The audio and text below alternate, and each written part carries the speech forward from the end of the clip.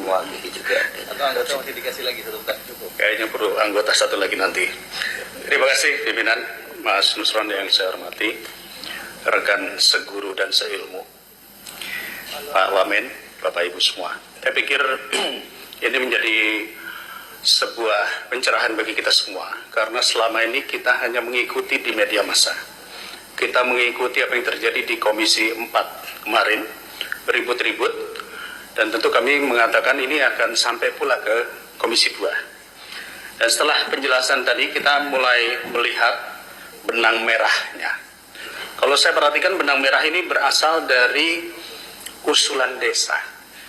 Dan saat ini kepala desa itu sudah dipanggil kejaksaan, kalau saya tidak salah ya, terutama yang Kohot. Agak unik ini, karena desa Kohot ini hampir mayoritas 263 bidang, 390 hektar ada di situ.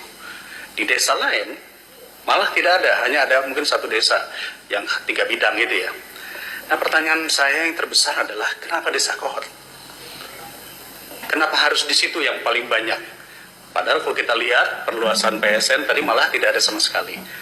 Lalu kenapa pemerintah daerah, terutama dalam hal ini adalah Kabupaten Tangerang, dengan mudah membuat RT RW ataupun tata ruangnya tanpa melakukan pemantauan secara khusus? Saya mengapresiasi yang disampaikan Mas Menteri tadi, bahwa ini ada oknum ATR yang bersalah dan sudah dilakukan penindakan. Saya pikir ini sangat bagus, karena jadi tidak melebar kemana-mana. Kita tahu bahwa usulan-usulan di bawah sekian ribu meter itu adalah di level kantah. Artinya ini sudah diselesaikan, oknum-oknum itu harus ditindak, tentu harus melalui proses jalur hukum. Nah, tetapi sekali lagi saya masih bingung, Pak Nusron ya, kenapa desa Kohot paling banyak dibanding dengan desa lain? Ya, bahkan saya dengar katanya kalau desanya naik Rubicon, kami aja belum tentu kebeli di sini. Jadi ini menandakan bahwa ada permainan antara pengembang atau pengusaha dengan wilayah-wilayah tertentu yang dimudahkan. Dan uniknya ini Kabupaten Tangerang ini cukup banyak. Di Jawa Barat, di Bekasi, saya dengar kemarin beritanya itu oleh pemerintah provinsi ditolak penggunaan KPPRL itu ya. Itu ditolak, padahal sudah mengajukan berkali-kali.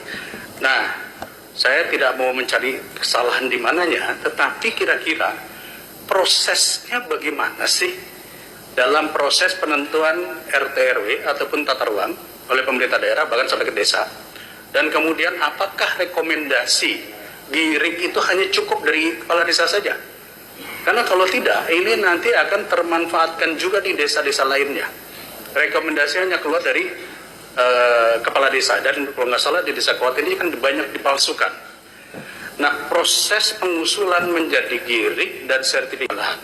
Jadi jangan hanya memindahkan ke satu titik, setelah 2 tahun selesai, malah setelah jadi HGU atau HGB itu dijual kepada perkebunan. Kita harus jelas ketika memindahkan atau mengembangkan daerah strategis ekonomi yang baru, itu bidangnya apa? Apakah perkebunan, apakah sentra budidaya atau yang lain, itu harus terintegrasi. Jadi saya pikir saya harus memberikan apresiasi kepada Mas Menteri, dan ini perlu ditambahkan kembali. 30% untuk HGU yang perpanjangan saya sangat setuju sekali, sepakat sekali, dan plasma harus dihidupkan. Dan yang terakhir mungkin saya harus menyampaikan, Mas Nusron, tadi ada kawan yang sudah menyampaikan, perlu penguatan hukum, penegakan hukum.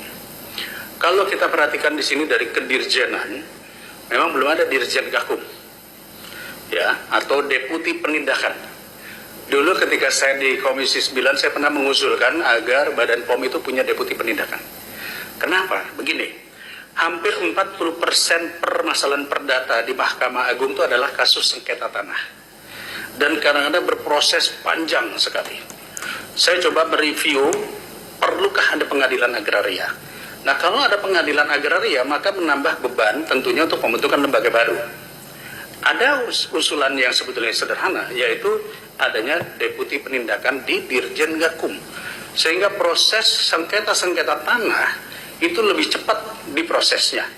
Walaupun mungkin ini akan boleh dikatakan ada bias kepentingan, karena banyak Yang melakukan sengketa tanah permasalahan ini justru adalah di oknum-oknum ATR BPN. Tetapi saya pikir kalau ini bisa diawasi oleh Ombudsman, diawasi oleh KPK dan lain-lain, ini saya pikir ini akan menjadi kuat sekali. Jadi ini harapan saya, Mas Nusron, bahwa permasalahan ini benar-benar kita kawal jangan sampai terulang lagi. Dan apa yang sudah dilakukan saat ini adalah HGB itu dicabut. Tolong diperiksa lagi, masih ada lagi nggak di tempat lain? Mungkin di belahan wilayah yang mana? Dan menurut saya ini menjadi hal isu yang penting karena salah satu penggunaan sertifikat HGB itu adalah untuk minjem uang ke bank.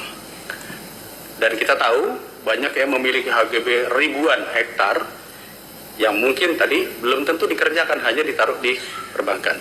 Jadi boleh saja nanti silakan dengan Komisi 11 kita nanti melakukan diskusi unik terkait masalah equity tadi, ya.